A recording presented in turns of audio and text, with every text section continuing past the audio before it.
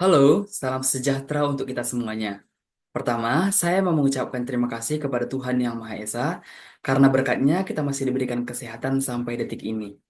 Saya adalah seorang mahasiswa teknik sipil dari Universitas Sumatera Utara, ingin mempresentasikan hasil proyek besar learning saya dalam mata kuliah analisa struktur satu. Nah, adapun pepatah mengatakan, tak kenal maka tak sayang. Maka perkenalkan terlebih dahulu, nama saya adalah Herdinata Sembiring, NIM 210404003. Nah, pada mata kuliah ini, saya diampu oleh Ibu Mutia Putri Lansia Harhab, STMT. Nah, pada presentasi kali ini, ada pun outline pembahasan saya. Yang pertama, teori analisa struktur. Yang kedua, soal balok sederhana. Yang ketiga, balok cantilever. Yang keempat, portal sederhana. Yang kelima, sendi Gerber. Dan yang keenam, garis pengaruh. Lalu selanjutnya yang pertama adalah teori analisa struktur. What is structure? Apa sih itu struktur? Struktur adalah suatu sistem yang terdiri atas beberapa elemen yang terkoneksi sedemikian sehingga dapat menanggung beban yang diberikan. Dalam mendesain struktur, harus meninjau aspek keselamatan, estetika, daya layan, serta aspek ekonomi dan batasan lingkungan. Lalu, apa sih itu analisa struktur atau struktur analysis? Nah, analisa struktur adalah metode atau cara yang dilakukan untuk mendapatkan hubungan antara gaya-gaya eksternal yang bekerja pada benda bermassa dengan gaya-gaya internal yang dihasilkan. Nah, analisa struktur ini sangat penting untuk memastikan bagaimana alur distribusi dan dampak beban terhadap struktur yang ditinjau. Nah, pada gambar ini bisa terlihat idealisasi dari aksi menghasilkan reaksi, gaya-gaya eksternal menghasilkan gaya-gaya internal dan desain. Lalu selanjutnya, adapun konsep analisa struktur. Nah, konsep analisa struktur ini adalah dua. Yang pertama, konsep equilibrium. Yang kedua, constitutive law dan selanjutnya compatibility. Nah, sebenarnya konsep kedua ini sama saja akan mendapatkan hasil yang sama, tetapi proses dan caranya saja yang berbeda. Yang dimana analisa struktur ini akan menghasilkan gaya luar dari struktur tersebut, dan dari gaya luar ini kita bisa menghasilkan gaya dalamnya. Yang dimana gaya dalam ini adalah momen lentur, gaya geser, gaya normal, dan torsi. Lalu selanjutnya, ada pun elemen-elemen pada struktur. Nah, ada yang pertama itu tie rods atau batang pengikat. Ini adalah bagian dari struktur yang terkena gaya tariknya. Ini sering disebut sebagai batang pengikat atau batang penyangga. Elemen ini biasanya mempunyai penampang yang ramping atau langsing. Gambarnya bisa kita lihat pada foto di samping ini. Lalu yang kedua ada balok atau beam. Ini merupakan elemen horizontal yang berfungsi untuk memikul beban vertikal atau bagian struktur yang berfungsi menahan beban struktur dari atas dan menyalurkannya ke kolomnya. Contohnya bisa kita lihat pada gambar di samping. Ini adalah gambar balok. Lalu yang ketiga ada kolom atau kalom. Kolom ini adalah komponen struktur yang umumnya berbentuk vertikal dan dapat menahan beban tekan aksial dari beban yang terjadi pada struktur tersebut. Contohnya dapat kita lihat pada gambar di samping. Ini adalah gambar kolom. Lalu ada dinding geser. Dinding geser atau shear wall ini adalah jenis struktur dinding yang berbentuk bentang bertulang. Ini biasanya dirancang untuk menahan gaya geser lateral akibat dari beban gempa atau gempa bumi. Contohnya bisa kita lihat pada gambar di samping. Ini adalah contoh shear wall atau dinding geser. Nah, selanjutnya ada pun jenis-jenis tumpuan. Yang pertama ada sendi. Sendi ini dapat berotasi, namun tidak dapat bertranslasi dalam arah vertikal maupun horizontal. Tumpuan sendi ini dapat memberikan reaksi dalam arah horizontal maupun vertikal. Lalu yang kedua ada sendi roll, atau ada tumpuan roll. Tumpuan roll ini dapat menahan gaya dalam arah tegak lurus atau vertikal dan tidak dapat menahan momen. Jadi tumpuan roll ini hanya dapat menahan satu gaya reaksi yaitu tegak lurus atau vertikal gitu ya teman-teman. Lalu yang ketiga, tumpuan jepit. Nah, tumpuan jepit ini dapat menahan gaya dalam arah vertikal, horizontal, serta dapat pula memikul momen. Jadi jenis tumpuan ini tidak mengalami rotasi dan translasi, sehingga sering juga disebut sebagai tumpuan kaku ataupun tumpuan rigid. Sebenarnya ada satu tumpuan lagi, yaitu tumpuan bebas. Tapi ini seringkali tidak ditulis. Kenapa? Karena tumpuan bebas ini adalah tumpuan yang tidak dapat menahan gaya apapun dan ataupun tidak dapat memikul gaya apapun dan menghasilkan gaya apapun. Lalu selanjutnya, jenis-jenis beban pada struktur. Sebenarnya jenis-jenis beban ini dapat diklasifikasikan sebagai 5 atau lebih. Tapi di sini saya klasifikasikan sebagai beban mati, beban hidup, angin, gempa, dan khusus. Lalu sebelumnya pada eh, berjenis beban pada struktur ini ada juga selain ini, yaitu beban merata dan beban terpusat. Nanti beban merata dan beban terpusatnya akan kita lihat pada soal eh, pembahasannya.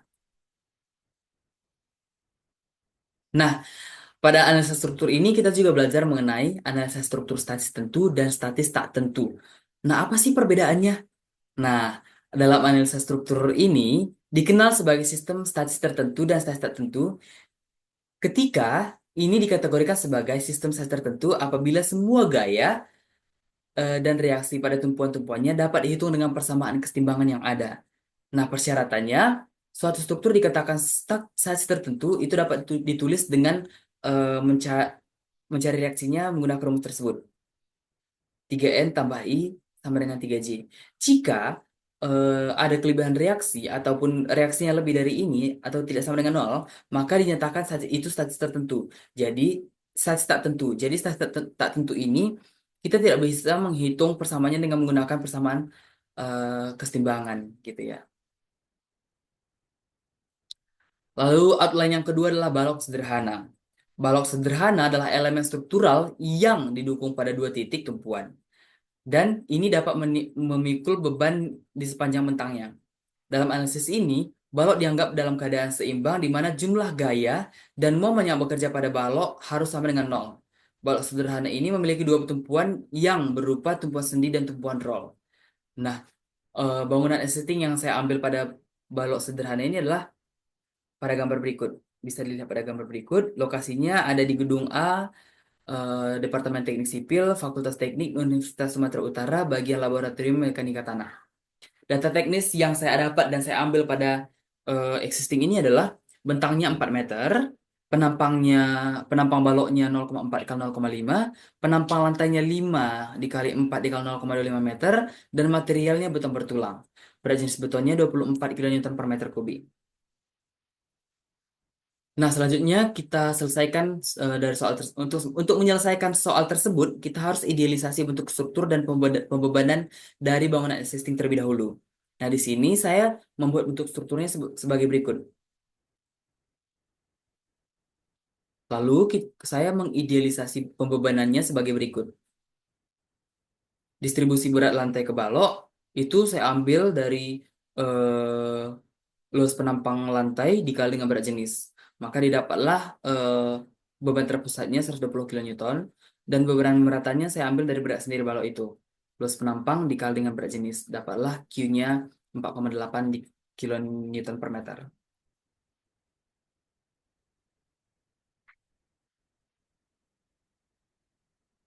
Lalu penyelesaiannya kita menggunakan metode konvensional. Nah, yang langkah pertama adalah hitung reaksi perletakan atau menghitung reaksi perletakan. Ini kita menggunakan rumus kesetimbangan atau persamaan kesetimbangan yang ada. Kenapa? Karena reaksi ini adalah analisis struktur ini adalah analisis struktur tertentu. Maka langsung saja kita tinjau di titik B. Kita tinjau di titik B, maka sigma momen sama dengan nol. Langsung saja kita masukkan rumus RVA dikali L. Kenapa RVA dikali L? Karena dalam analisa struktur ini kuncinya adalah reaksi dikali jarak. Maka untuk meninjau reaksi-reaksi dari titik A ke B ini, kita harus melihat reaksi yang ada. Nah, ketika kita meninjau di titik B, maka kita perhitungkan dari kiri, karena tinjauan kita di kanan. Maka kita tinjau dari kiri, reaksi apa aja yang terjadi dari kiri sampai ke titik tinjauan. Maka ada reaksi RVA, Q, dan P. Maka kita buat RVA dikali L. Nah, perjanjian arah dalam analisa struktur ini, ketika arahnya searah dengan jarum jam, itu positif dan berlawanan itu negatif. Maka RVA dikali L, positif RVA dikali dengan L, atau jaraknya, dikurang setengah QL kuadrat. Kenapa ini setengah QL kuadrat? Karena rumus untuk beban merata itu setengah QL kuadrat. Jadi langsung saja minus setengah QL kuadrat. Kenapa ini minus? Karena arahnya itu berlawanan dengan arah jarum jam. Lalu dikurang P dikali L atau P dikali jarak. Kenapa dikurang? Karena berlawanan juga. Jadi langsung saja kita masukkan angkanya, maka didapatlah RVA 69,6 kilonewton. Arahnya ke atas karena positif. Lalu selanjutnya kita hitung sigma momen di titik A. Sigma momen di titik A sama dengan 0 minus RVB dikali L. Kenapa minus? Karena arahnya berlawanan dengan jarum jam. Ditambah setengah QL kuadrat dikurang dengan PL. Mohon maaf, ini typo, sebenarnya ini positif. Maka didapatlah nilai RVB-nya 69,6 kilonewton. Arahnya ke atas karena positif. Selanjutnya, kita kontrol kesetimbangannya. Inilah yang membuktikan bahwa ketika gaya dan momen yang bekerja pada struktur tersebut harus seimbang atau sama dengan nol. Maka bisa dikatakan struktur ini dapat menahan gaya yang bekerja pada struktur ini, gitu ya. Lalu kita kontrol sigma vertikalnya. Sigma vertikal sama dengan nol. RVA ditambah RVB dikurang QL dikurang P. Maka 139,2 dikurang 139,2 sama dengan nol. Maka ketika kontrol keseimbangannya sama dengan nol, inilah disebut sebagai seimbang. Lalu langkah kedua kita hitung momen dan normal. Yang pertama, momen normal dan lintang. Yang pertama kita hitung lintang dari titik A atau lintang di titik A. Nah, untuk lintang ini kita inisialisasikan sebagai huruf D. Maka lintang A atau DA sama dengan RVA dikurang QL. Kenapa RVA dikurang L? Karena reaksi yang menyentuh titik A ini adalah, karena kita mulai dari kiri, adalah RVA dan Q ini ya, Q. Jadi RVA ini karena dia hanya dia ke atas, maka dibuat positif. Dan karena Q ini ke bawah, maka kita buat minus. Lalu kita masukkan angkanya, 69,6 dikurang 4,8 kali 0. Kenapa 0? Ini L atau jaraknya. Jarak Ki ke titik A ini kan masih nol. Jadi kita buat nol. Maka dapatlah lintang di titik A itu 69,0 gitu ya. Lalu selanjutnya kita hitung lintang di titik kedua atau titik P. Nah, kita mulai dari sini. Karena lintang di daerah sini sudah kita hitung, langsung saja kita masukkan lintang di titik A ini dikurang dengan Q-nya atau beban beratanya. Nah, jarak dari A ke beban ke titik kedua ini adalah 2 meter. Maka Q-nya dikali dengan 2. Maka langsung saja dimasukkan ke rumus. eh, Dapatlah dP atau lintang di titik P-nya sama dengan minus 60 kilonewton. Nah, fun fact-nya sebenarnya untuk analisa struktur ini, lintang di titik akhirnya tidak perlu kita hitung. Karena lintang di titik akhirnya udah pasti sama dengan nol. Nah, untuk membuktikan, untuk membuktikan bahwa perhitungan lintang yang sudah kita buat ini adalah benar, maka lintang di titik akhirnya harus sama dengan nol. Maka di titik B ini, lintang di titik B ini sudah sama dengan nol. Berarti artinya perhitungan lintang kita sudah benar. Lalu selanjutnya kita hitung momen. Yang pertama kita hitung momen di titik A. Rumus momen itu kita harus memperhitungkan dari kiri atau dari kanan dulu. Jadi di sini saya mau bilang juga untuk momen di titik A dan titik B-nya sudah pasti sama dengan nol. Kenapa? Karena seperti yang sudah saya bilang dari pendahuluan tadi, untuk tumpuan sendi dan tumpuan roll itu tidak dapat menghasilkan gaya momen. Jadi karena di sini tumpuannya sendi dan roll, maka eh, momennya nol gitu ya. Jadi momen yang terjadi di sini hanya di titik P. Maka langsung saja kita masukkan rumus RVA dikali jarak dikurang setengah QL kuadrat atau QX kuadrat. Maka langsung saja kita masukkan angkanya dan dapatlah momen di titik P itu 129,6. Nah, sebenarnya kita juga boleh menghitung gaya normalnya. Tapi di sini kenapa tidak saya hitung? Karena gaya normalnya sudah pasti nol. Karena tidak ada gaya horizontal atau gaya angin atau beban angin yang terjadi pada struktur yang saya idealisasikan, gitu ya. Maka inilah gambar lintang momen dan normal yang sudah saya buat dari perhitungan lintang momen normalnya. Maka ini adalah gambar lintangnya dan ini gambar momennya. Ini gambar normalnya. Ini gambar normalnya kenapa lurus aja? Karena gaya dalamnya, gaya dalam normal itu hanya nol. Jadi dia tetap di garis normalnya aja gitu. Nah, untuk gambar gambar lintang Ini yang pertama, momen di titik lintang di titik B itu adalah 69,6. Arahnya ke atas karena positif. Jadi kita buat ke atas 69,6. Kalau kita tarik garis lurus sampai dengan titik yang kedua atau titik P. Nah, setelah kita masuk ke titik yang kedua, kita hitung dari sini berapa nilai lintang di titik B. Nah, kita dapat lintang di titik B itu minus 60. Maka kita tarik garis lurus ke sini, lalu kita sambungkan garisnya. Gitu. Nah, setelah itu kita tarik garis lurus sejajar. Setelah sejajar, kita lihat juga lintang di titik B itu berapa. Itu sama dengan nol. Maka kita tarik garis sampai dengan nol ini, gitu ya. Lalu untuk gambar momennya itu sebagai berikut. Kenapa? Karena momen di titik A dan titik B sama dengan nol dan hanya ada momen di titik P. Maka kita langsung saja kita sambungkan eh, ketiga titik ini, gitu ya. Untuk momen itu positif kalau arahnya ke bawah. Kalau dia ke atas berarti dia minus, gitu ya. Tetapi kalau lintang dia arahnya positif kalau ke atas. Kalau ke bawah itu minus, gitu.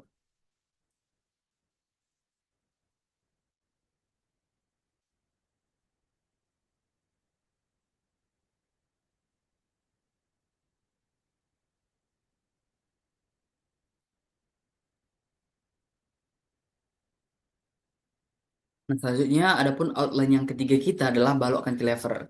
Yang dimana cantilever ini adalah salah satu jenis tumpuan dalam analisis struktur yang memiliki karakteristik khusus. Fungsi dan penerapan balok cantilever ini yang pertama menahan beban, yang kedua menahan momen, analisis deformasinya, dan stabilitas strukturnya. Langsung saja kita masukkan ke bangunan existingnya, di mana bangunan existingnya saya ambil di gedung kuliah, tepatnya di balkonnya. Lokasi existingnya ini ada di gedung A, Departemen Teknik Sipil, Fakultas Teknik, Universitas Sumatera Utara, bagian timur. Data teknis yang saya ambil, bentang overhangnya ini atau bentang balkonnya ini 2 meter, penampangnya 0,4 kali 0,5 meter, 0,5 meter, dan dimensi lantainya 5 kali 2 kali 0,25 meter, dan materialnya beton bertulang, berat jenis betonnya 24 kilonewton per meter pangkat 3. Gitu ya. Nah, sama seperti langkah sebelumnya untuk dalam balok sederhana tadi, teman-teman. Pertama, kita harus idealisasikan bentuk struktur dan pembebanannya. Maka, saya mengidealisasikan bentuk strukturnya seperti ini dan idealisasikan pembebanannya seperti ini. Sama seperti sebenarnya ini sama persis dengan balok sederhana, hanya saja beban terpusatnya saya ubahkan ke menjadi beban merata gitu. Jadi, bebannya dikalikan dengan jumlah bentangnya aja atau panjang bentangnya aja, teman-teman.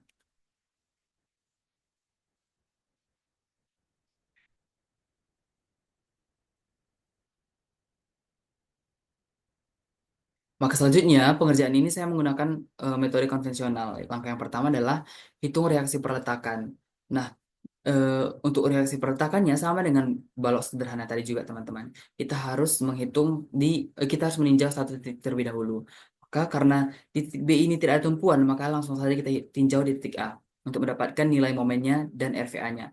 Untuk momennya, untuk sigma momen A sama dengan nolnya, maka dapatlah MA ditambah setengah QL kuadrat sama dengan nol. Langsung kita masukkan angkanya, dapatlah momen di A-nya itu minus 108,75 kilonewton meter. Nah, untuk mendapatkan nilai RVA ini, langsung aja kita masukkan kontrol sigma vertikalnya. Maka sigma vertikalnya RVA sama dengan Q dikali L. Maka dapat RVA-nya 87 kilonewton. Untuk reaksi horizontalnya itu nolnya, teman-teman, karena tidak ada beban angin. Lalu selanjutnya kita menghitung lintang, momen, dan normalnya. Nah, sama seperti balok sederhana yang sudah saya jelaskan tadi, teman-teman. Untuk lintangnya itu inisialisasikan dengan D, maka DA sama dengan RVA dikurang QX atau QL. Nah, X-nya kenapa nol atau L-nya kenapa nol? Karena jaraknya masih nol, karena masih di titik A, teman-teman. Maka dapatlah DA-nya 87 kilonewton. Maka DB-nya, karena di sini tidak ada titik lagi, langsung saja kita masukkan ke titik B. Titik B adalah titik akhir, artinya nol, gitu ya, teman-teman. Nah, selanjutnya kita hitung momennya. Momen di titik A sudah kita dapat ya tadi, teman-teman. Kita dapat itu 100 minus. Ini mohon maaf, ini minus 108,75 km. Lalu kita hitung momen maksimumnya. Momen maksimumnya itu MA ditambah RVA dikali X dikurang setengah QX kuadrat. Maka dapatlah momen maksimumnya minus 43,5 kilonewton meter. Momen di titik B-nya kenapa nol? Nah, ini sebenarnya tidak perlu kita hitung, sudah pasti nol. Karena tumpuannya adalah tumpuan bebas ataupun tidak memiliki tumpuan. Gitu, teman-teman. Nah, inilah dia gambar lintang momen dan normalnya. Ini normal, lintang, dan momennya. Lalu outline yang selanjutnya adalah portal sederhana. Portal adalah struktur yang terdiri dari batang-batang yang dibungkam bersama untuk menerima beban geser, aksial, dan momen lentur. Contohnya adalah struktur gedung, jembatan, dan menara udara. Analisis portal statik menggunakan persamaan keseimbangan untuk menentukan reaksi tumpuan. Nah, existing yang saya ambil untuk portal ini adalah gedung serbaguna teman-teman atau gedung UMKM di Universitas Sumatera Utara.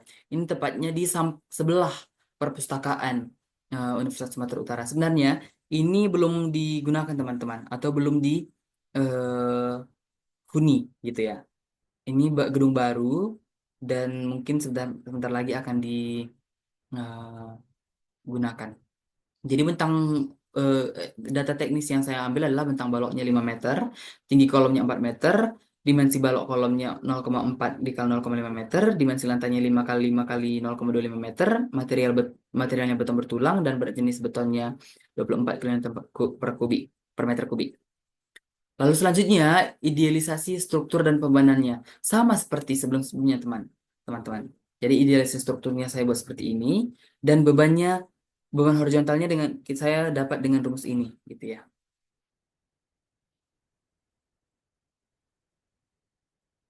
Ini eh, sama juga dengan cara sebelumnya, maka langsung saja kita masukkan ke perhitungannya atau penyelesaiannya. Ini kita menggunakan metode konvensional dan langkah yang pertama sama juga hitung reaksi peretakan. Maka kita tinjau pertama itu sigma di titik A.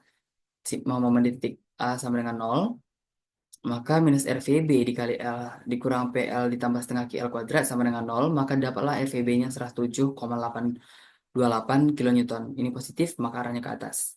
Maka kita tinjau sigma momen di titik B. Maka RVA dikali L dikurang PL dikurang setengah QL kuadrat, langsung masukkan angkanya, maka dapatlah RVA-nya 134,308 kilonewton. Kilonewton. Arahnya ke atas, maka dia positif. Maka kita tinjau sigma momen di titik mohon maaf, kita hitung reaksi horizontalnya, maka RHA ini karena dia positif, karena dia ke kanan, maka dia positif dikurang ini, dikurang P ini teman-teman, sama dengan nol. Maka RHA sama dengan 33,1 kilonewton. Kenapa 33,1 newton? Karena P-nya itu adalah 33,1. Ya teman-teman.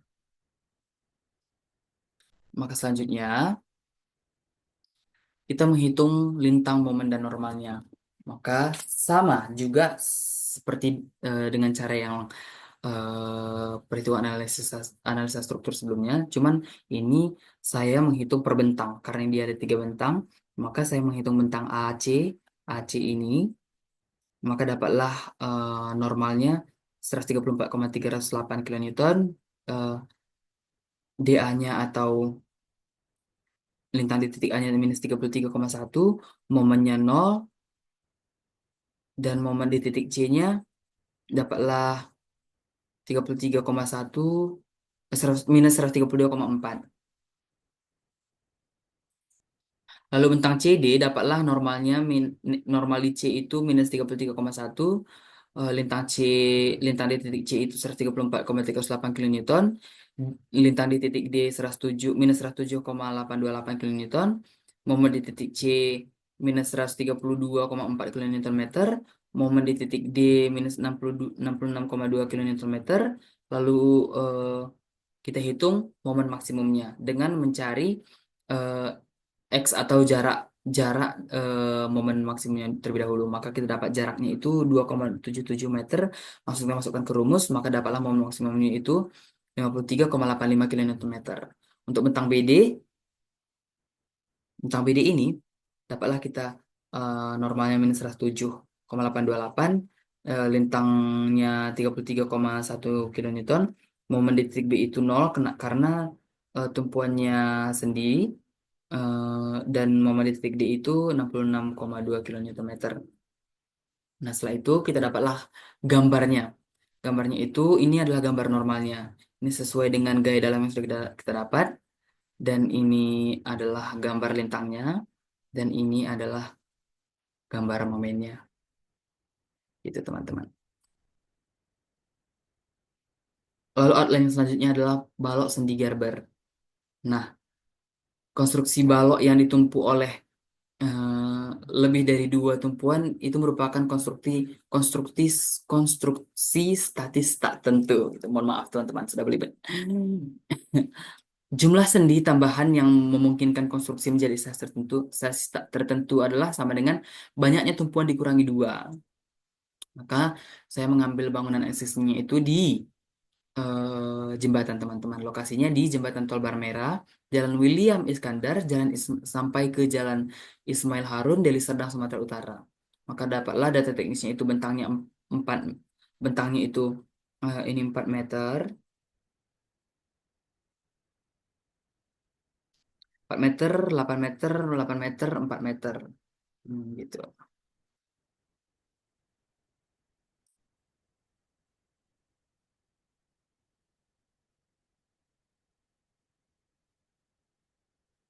Mohon maaf teman-teman, sebelumnya saya salah membuat bentang di sini. Sebenarnya bentangnya itu 4, 3, dan 4 gitu, teman-teman. 4, 2, dan 3. 4, 3, 3. Hmm. Nah, selanjutnya saya idealisasikan pembebanannya sebagai berikut.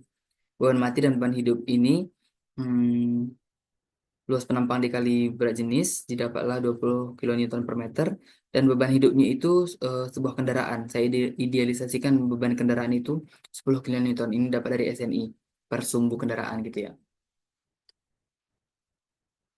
Lalu ini metodenya sama dengan sebelumnya, metode konvensional. Maka langsung saja kita hitung. Ini saya memisahkan menjadi beberapa elemen. Hitungnya eh, per elemen gitu ya.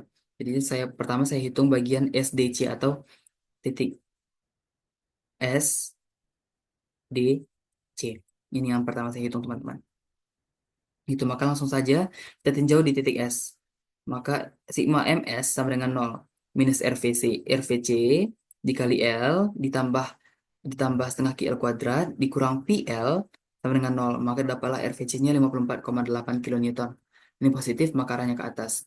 Setelah itu kita tinjau ke titik yang memiliki tumpuan berikutnya. Maka sigma momen di titik C. Sigma momen di titik C sama dengan nol. RVS dikali L dikurang setengah QL kuadrat dikurang PL sama dengan nol. Maka dapatlah RVS-nya itu 57,2 kilonewton. Kilonewton. Karena dia positif, maka arahnya ke atas. Selanjutnya kita tinjau elemen di A, B, S. K sama seperti sebelumnya, kita menggunakan rumus kesetimbangan dengan meninjau titik yang memiliki tumpuannya. Maka dapatlah FVA-nya 23,2 kilonewton, dia positif maka arahnya ke atas. Dan FVB sama dengan 134 kilonewton, dia positif maka arahnya ke atas. Maka langsung saja kita kontrol kesetimbangan. RVA ditambah RVB ditambah RVC dikurang Q dikali L dikurang P sama dengan nol. Maka dapatlah hasilnya nol sama dengan nol.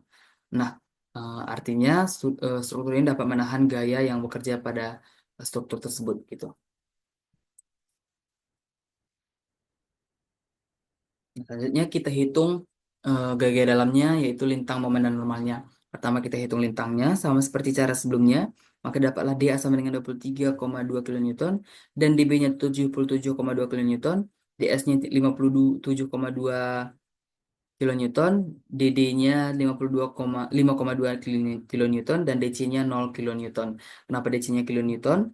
Karena dia adalah lintang atau titik terakhir. Jadi ketika titik terakhir sudah berapa kali saya ulang, ketika di titik terakhir lintang sudah sama dengan 0, artinya perhitungan lintang kita sudah benar.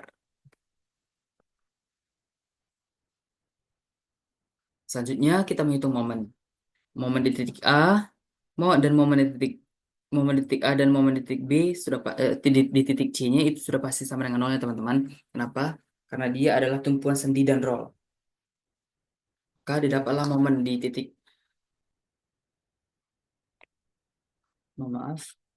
Maka didapatlah momen di titik dua ini. Kenapa saya membagikan setiap bentang itu saya bagi dua kan gitu teman-teman. Jadi eh, ini karena 4 meter bentang A ke B itu 4, maka saya buat momen di titik dua. Lalu setelah itu saya tinjau momen titik B, momen titik S. Setelah itu saya tinjau titik di antara S dan D, maka saya tinjau momen di titik 6. Lalu saya tinjau lagi titik D, dan setelah itu saya tinjau lagi di titik antara D dan C. Gitu. Maka didapatlah hasilnya sebagai berikut, dan gambarnya adalah sebagai berikut. Ini adalah gambar normalnya.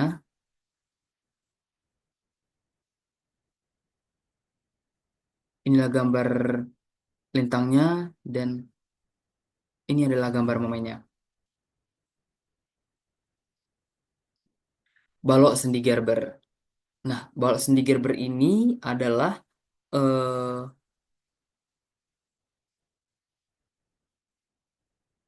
saya ambil di jembatan.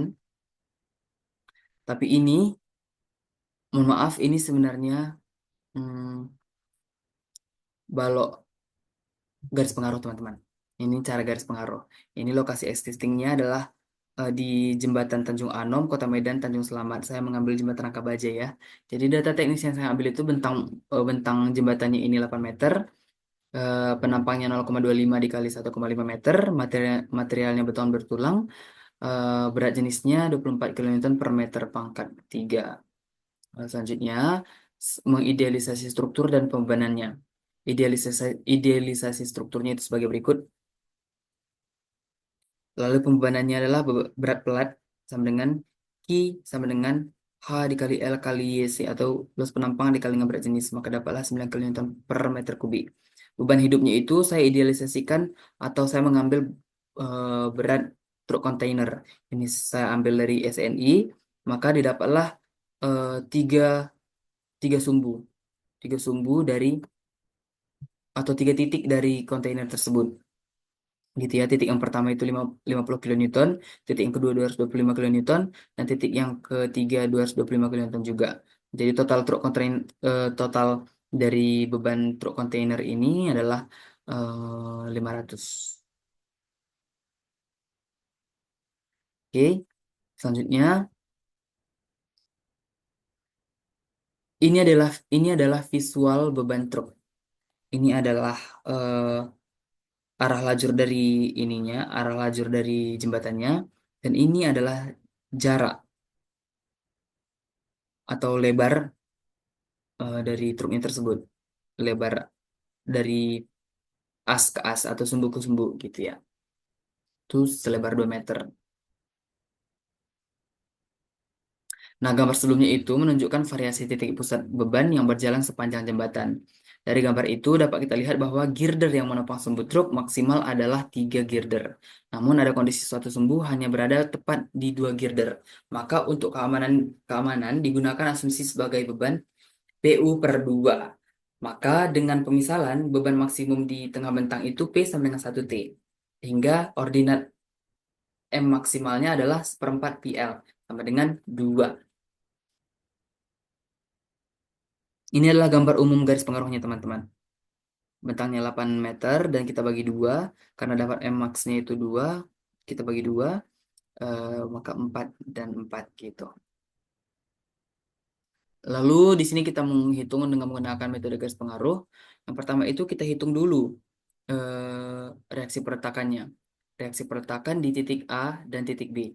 Nah, pertama kita menentukan rumusnya terlebih dahulu. Untuk gambarnya, boleh dilihat pada gambar di samping. Nah, ini adalah em, sumbu sumbu P1 dan ini P2. Jarak P1 P2 itu 2 meter sesuai dengan panjang truknya itu. Gitu ya. Maka eh, kita boleh menentukan nilai ordinat Y-nya.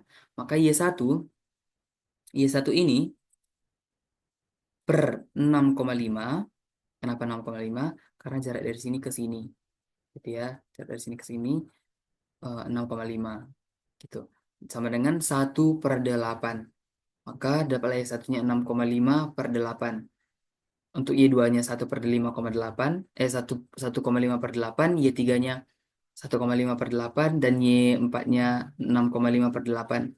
Maka langsung aja kita masukkan eh, angka-angka ini ke rumus yang sudah kita buat, maka dapatlah RVA-nya itu 82,8125 kN dan FEB-nya 192,1875 kN.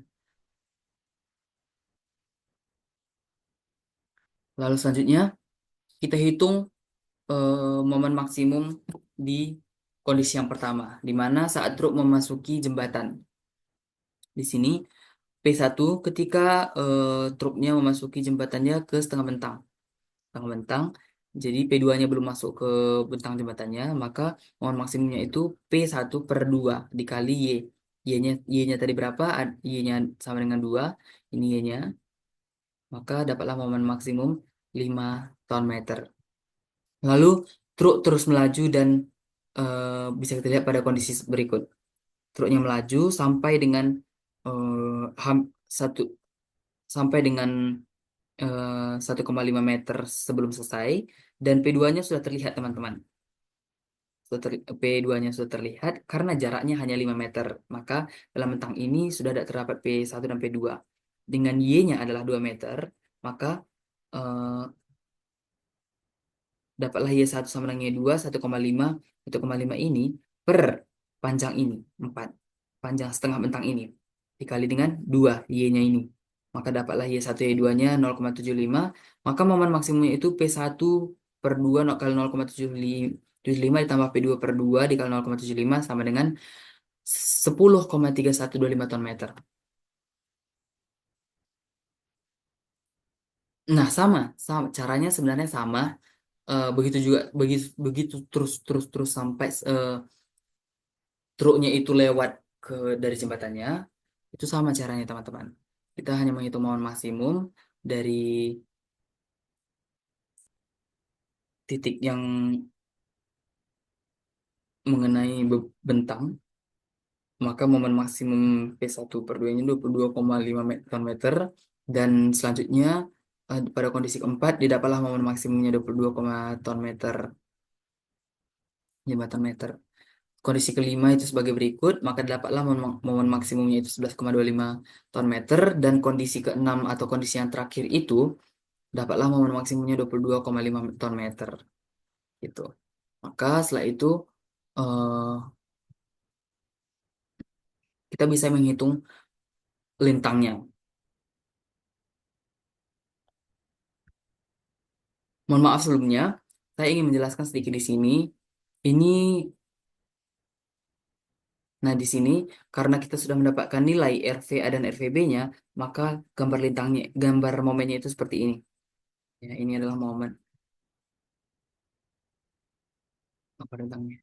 Gambar lintang, gambar lintangnya seperti ini, gambar atau gambar reaksinya lah, dia seperti ini ya, teman-teman. Gambar reaksi pertakannya. Dan gambar momennya itu seperti berikut, yang setiap setiap kondisi itu kita sudah gambar momennya, ini gak di gambar momennya gitu. Lalu selanjutnya kita hitung gambar lintang atau membuat gambar lintangnya. Pertama kita hitung lintangnya dulu, V maksimum atau V paling besarnya. Maka P2/2 dikali Y2, karena di sini ada Y2 dan Y3, maka P3/2 dikali Y3, maka dapatlah V max-nya itu 16,875 positif, maka dia arahnya ke atas. Inilah gambar lintangnya. Gitu teman-teman. Nah, sekian outline pembahasan yang saya dari presentasi saya, maka kesimpulan dari analisa struktur ini adalah analisa struktur ini dengan teori size tertentu memungkinkan perhitungan gaya dalam struktur yang memiliki memiliki tingkat tingkat hiperstatis tertentu, dan metode ini digunakan untuk menghitung reaksi, momen, gaya geser, dan gaya aksial dengan asumsi tertentu yang sesuai dengan kondisi struktur. Dalam menghasilkan struktur, stats tertentu juga digunakan reaksi kesetimbangan statis yaitu sigma F sama dengan nol, sigma momen sama dengan nol. Ini digunakan dua metode dalam menyelesaikan analisis struktur ini, yaitu tertentu eh, yaitu konvensional dan garis pengaruh. Di mana garis pengaruh memperhitungkan pergerakan beban terpusat atau yang dimana tadi saya idealisasikan sebagai pergerakan dari truk kontainer. Jadi hasil perhitungan ini menunjukkan pentingnya memahami kedua metode dari analisis struktur yang lebih kompleks gitu. Sekian presentasi saya teman-teman. Semoga presentasi ini atau video pembelajaran ini dapat berguna bagi teman-teman yang mendengarkan dan memperhatikan video pembelajaran ini. Sekali lagi saya mengucapkan terima kasih dan mohon maaf jika ada salah kata yang terucap dari saya selama saya presentasi. Terima kasih banyak.